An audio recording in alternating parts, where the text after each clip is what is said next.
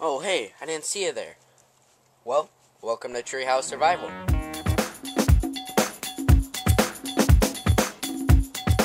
Today's episode of TreehouseSurvival, we're going to be blowing up stuff. I'm just kidding. We're going to be smoking stuff.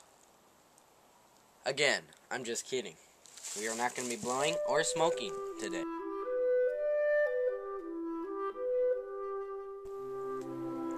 Lucky for you, we've already set them up. Top of the line, homemade smoke bombs right here.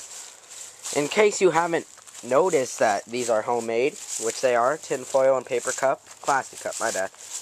You can click the annotation bar on the barn. Just click it, unless you have already saw that video on how to learn how to make a smoke bomb. It will also be available after this video, so make sure if you don't want to click it now, check back later.